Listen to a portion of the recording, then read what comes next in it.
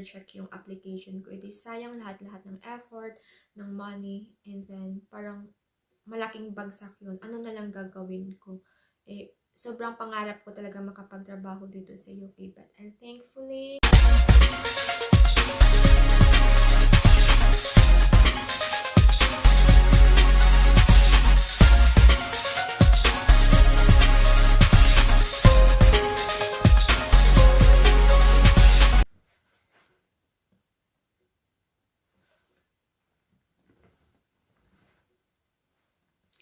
hey guys, it's me Jo. Welcome and welcome back to my channel. And for today's video, I'll be sharing with you guys my UK visa approval timeline. So if you guys are interested, just keep on watching.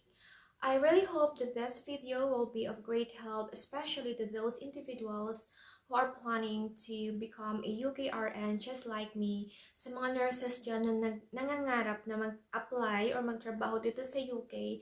I am really hoping that this video will be of great help or somehow makakuha kayo ng ideas and tips. So, to begin with, I think I already mentioned this to my previous vlogs and videos that I have my exit or entry visa because I used to work in Saudi Arabia for more than 3 years, and that I went to Philippines supposedly just for a vacation, but unfortunately I was not able to go back, which was my personal choice naman, and for that I was not able to get a police clearance, and I was not able to have a exit stamp on my passport. So I know that it is very essential when you're applying here in UK or even I think in US or somewhere, that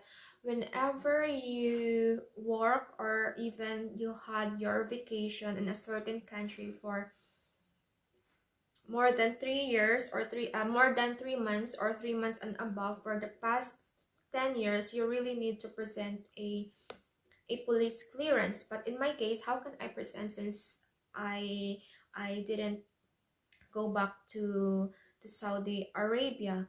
But prior pa on this visa application stage, my agent or the agent of my agency already assured me that it will be okay as long as I can present I can make a declaration letter stating the reason why I was not able to secure a police clearance and why I was not able to go back to that certain country.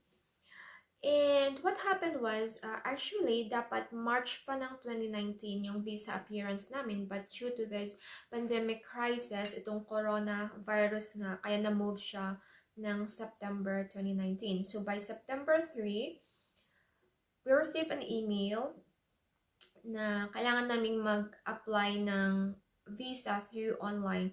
Nag-send ng link yung agency namin. Actually, guys, I just have to inform you ahead of time that, well, at least for me, medyo mahaba-haba kasi yung fill upan natin dun sa online application ng visa. For me, it was very long and a bit overwhelming because some of the questions are paulit-ulit and you really have to be very careful in providing your details. It must be accurate and it must be correct.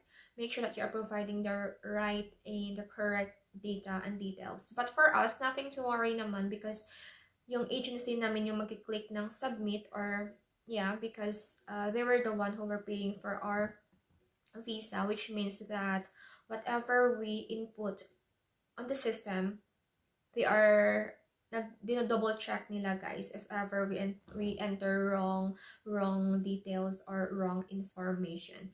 So it was September 3, and then we were scheduled by our agency for a visa appearance on September 10. If I am not mistaken, I had my visa appearance at 11:45 p.m. and it was like limited lang din, parang 6 or 4 lang kami per group dahil nga sa pandemic crisis. And what I can see is that during your visa appearance, you must be there at VFS 15 minutes before your time schedule. VFS Global is located in Makati. Ayan, nasa harap siya ng malaking DHL, guys. I just forgot the exact address, but if you try to search it in Google, VFS Global, then you will find the complete address. Then, pagdating namin doon, merong staff sa kabilang side. Tatawagin yung name mo, then the staff will check your documents and arrange it. Then, on the other side naman ng counter is doon mo ibibigay yung passport mo, and then you have to wait lang na magkaroon ng available na room at tatawagin yung number mo para sa biometrics, yung fingerprints, and then yung photograph mo. I swear, ang bilis lang talaga ng visa appearance. It was like more or less 10 minutes. Then after my fingerprints, after my biometrics and photograph, I left VFS, umuwi kami. Well, ang tanong lang pala sa akin sa VFS is that yung full name ko, yung date of birth ko, and then where I am, where I will be working in the UK. Then after 2 hours of my visa appearance, I received an email from the VFS. That was September 10.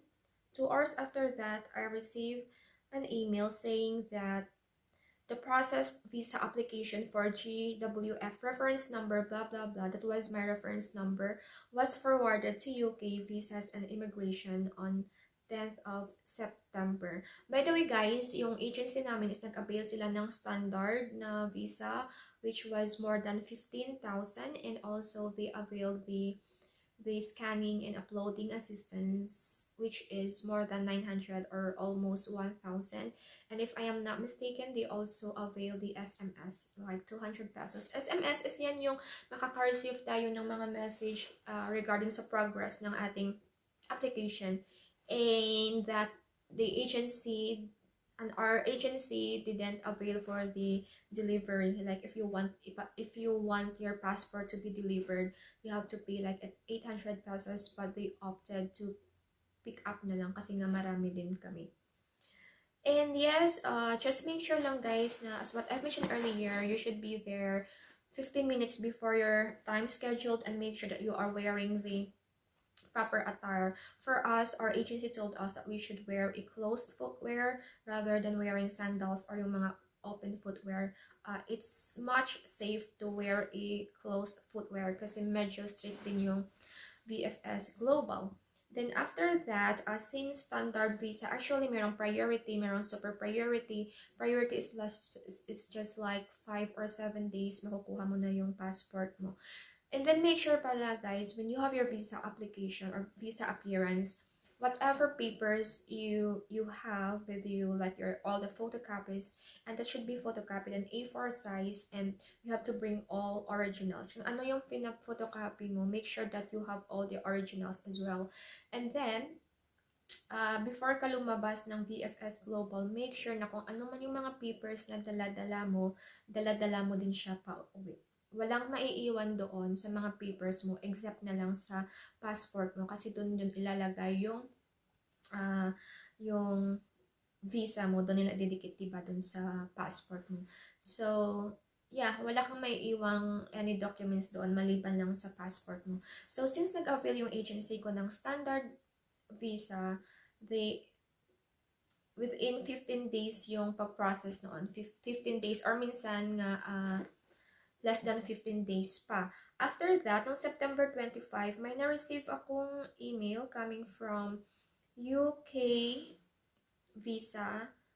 Sabi sa akin is that, thank you for applying for a UK visa. Your visa application has been received and is under consideration. We aim to process non-settlement application within 15 working days kasi nga standard visa yung in-avail ng agency namin unless you have opted for the priority visa service and settlement applications within 60 working days. Then, kasunod nun, may isang paragraph pa which says, unfortunately, the processing of your application has not been straightforward and we will be unable to decide your application within our customer service targets. We are continuing to work on your application and aim to make a decision as soon as possible. Before pa ako naka-receive ng ganitong message guys, I was already anxious, I was already stressed all throughout the application, not just in this visa application, because of my situation that I have my exit re-entry visa from Saudi Arabia and that I don't have a police clearance. But yun nga, my agent reassured me that it's not a problem as long as I can present a declaration letter stating the reason I didn't why I didn't secure a police clearance, and the reason why nagkaroon ako ng exit or entry visa. Parang napapanatag ako whenever my agency told me like that. However, may nababasa din kasi akong mga post sa social media na it's totally fine that you are going to present a declaration letter. It's totally fine and accepted by the NMC or the Nursing Midwifery Council. However, pagdating daw sa visa application, there are chances na magkakaproblema or magkaka-conflict. Yun yung natatak sa mind ko, guys. No matter how much I try to think positive, hindi ko maiwasan mag-think na there are certain times that pumapasok yung mga thoughts na what if ma-deny nga yung visa ko? I mean, I took risk. I resigned from my work because I really want to pursue this dream of working here in the UK. I've been unemployed for more than a year. I spent a huge amount of money for this application. I took exams in this application, and then yung nasa second to the last na akong stage, yung visa application na lang. Then after that, flight na. Then what if ma-reject or ma-deny yung visa ko? So what will happen to me? I don't know.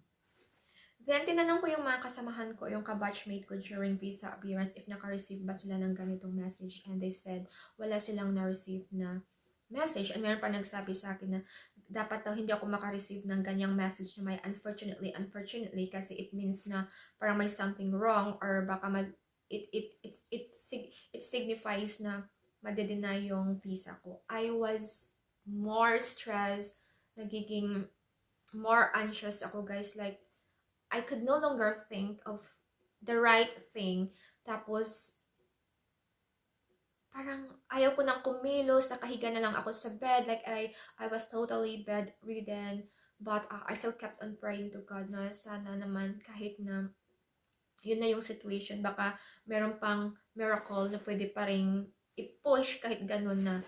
So, yun nga. And then, I also messaged my agency and sabi lang sa akin na we just have to think positive. Medyo malayo-layo pa naman kasi nga yung flight namin is October 25 and I received that email September 25. And 2 days after that, yung mga kasamahan ko nag-message sa akin na ready to pick up na yung visa nila. Nag-post na sila sa messenger stories sa Facebook nila that they already got their visa. While me, on the other hand, I was super stressed, full of anxiety, di ko alam kung anong gagawin ko. Then, kinukulit ko yung agency ko kung ano ba talaga dapat. Baka kasi, alam mo na yun, I'm just waiting for nothing. I mean, lahat ginawa ko for this application, and then, doon ako sa second to the last stage, tapos madideny pala. So, what I did, kinukulit ko yung agency ko, baka nakulitan na nga yung agency ko sa akin, and then, nagbasa-basa ako sa mga sa page yung about UK nurses, and then may nakita akong dong email na pwede kang magtanong regarding sa visa application mo. So what I did, October 7, I sent an email to this UK Visa Services aspect@vfsglobal.com. Itong email na to, free lang mag-inquire dito, kaya ginrab ko na yung opportunity ko. So, sabi ko sa kanila, I sent an email. I was asking that I would like to follow up regarding my visa application status. I had my biometrics on last September 10, 2020, and on the same day, nag-reply sila sa akin telling me that this is to confirm that your application is still under process. That once the decision has been made for the applicant's application and the embassy handed over the passport to us, then you will be notified and give instructions for the collection or courier process if you opted the courier service. Then, dahil nga sobrang paranoid na ako guys, may nakita ko ulit na isang email kung saan pwede akong mag-follow up ng application ko. But this time, there's if you want to ask about your application status on this email, you need to pay. So, nagbayad ako ng more than 3 pounds just to follow up my application on that same day din. This was my message to them na I would like to know the same message that I sent to ASPAC, and then they replied to me. Let me see.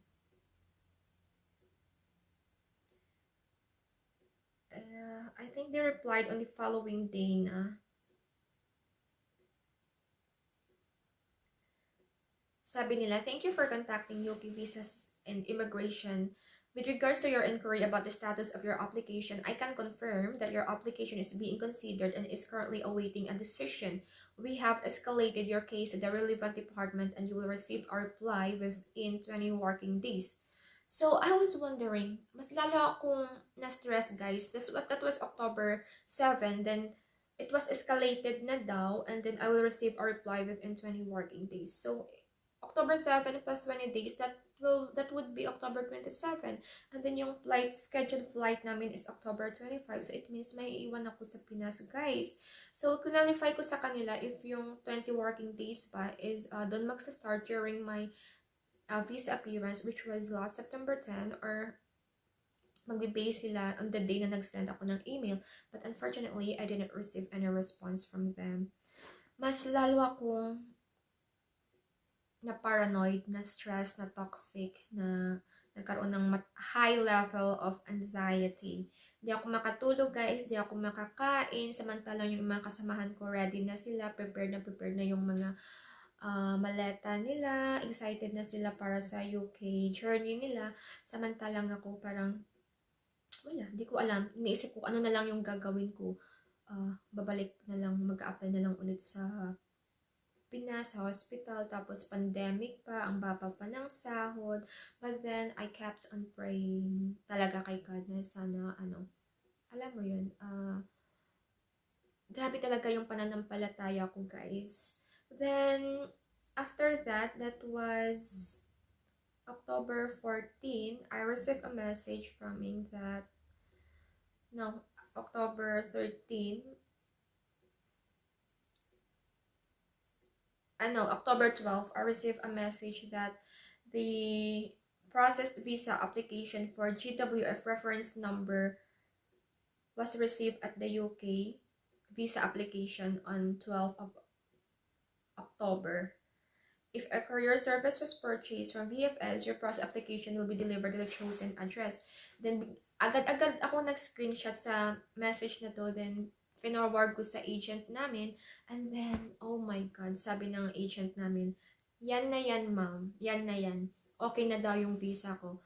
As in, guys, parang, alam mo yun, parang naiyak talaga ako, guys, kasi nga, diba, sobrang sad ko noon, sobrang stress ko, sobrang anxious ko na yung mga kasamahan ko, meron na silang visa, tapos ako na lang out of 19 or 18 sa amin, parang ako na lang yung hindi pa dumadating yung visa. And thankfully, October 12, I received the email na ready to pick up na yung visa ko. And it was picked up by our agency. So, September 10 yung visa appearance ko. October 12 na na-approve yung UK visa ko. It's more than a month. Yes, it's more than a month. Then samantalang yung iba hindi mo lang nakaabot ng 15 working days, like more than a week, na-receive na nila yung visa nila. But for me, yung mga stress ko, yung anxiety ko, yung kalungkutan ko, worth it naman siya, guys, kasi nga na-approve yung visa ko. Na-approve naman yung, worth it siya kasi na-approve yung visa ko. Then, I just would like to share sa mga nurses like me, I know that I'm not alone in this situation. I know there are nurses as well na galing ibang bansa na walang police clearance o kaya hindi nakasecure or hindi na nakabalik dahil for some reasons. Huwag kayo kawalan ng pag-asa, guys. Habang may buhay, may pag-asa. Just like me, I took risk. Nung una pa lang, nagdadalawang isip na ako if i-push ko pa. I know kaya ko yung exam. Medyo kaya ko yung mga gastusin. But what if nasa second to the last stage na ako and then doon ko pa malalaman na ma-reject yung application ko. It is sayang lahat-lahat ng effort, ng money, and then parang malaking bagsak yun. Ano na lang gagawin ko? Sobrang pangarap ko talaga makapagtrabaho dito sa UK. But and thankfully, kahit papano, kahit na-stress ako, kahit nalungkot ako, approved naman yung visa ko. And finally, I'm here in United Kingdom. Marami din akong pinagtanungan, guys, ng mga nurses na galing Middle East or galing ibang bansa na same experience sa akin. And by God's grace, they are now here in the UK. And that's it lang naman, guys. Gusto ko lang yung i-share yung experience ko because I know kahit papano may makaka-relate din nito na kahit may exit or entry visa ka, kahit wala kang police clearance, you can still apply here in UK as long as you comply all the requirements. Yun nga lang. Mas maganda pa rin that if you are doing something, always do what is right. If only I didn't have a exit or entry visa, hindi ako na-stress, hindi ako nagkaroon ng mataas na anxiety level. But then, it happened. And I'm just so happy na approve na yung visa ko. So, I just hope na in this video, may na-learn kayo, especially nga sa mga aspiring UKRN just like me. And I just hope may naka-learn kayo dito. Actually, ang dami ko ding nadami din akong tinanungan ng mga nurses na dating nag-Saudi or nag-work sa ibang bansa na walang police clearance, walang exit re-entry, and then somehow nakakatulong din yun para mabawasan yung anxiety and stress ko. And then finally, I'm here in the UK na. Then I think I have to end this video niya, guys, and then I hope that I can get to see you again on my next vlog. And ang dami ko pang gustong i-vlog, but for now, hinay-hinay lang muna dahil nga I'm still focusing on becoming a UKRN kasi may upcoming exams pa kami. So, I'll see you soon, guys. Bye!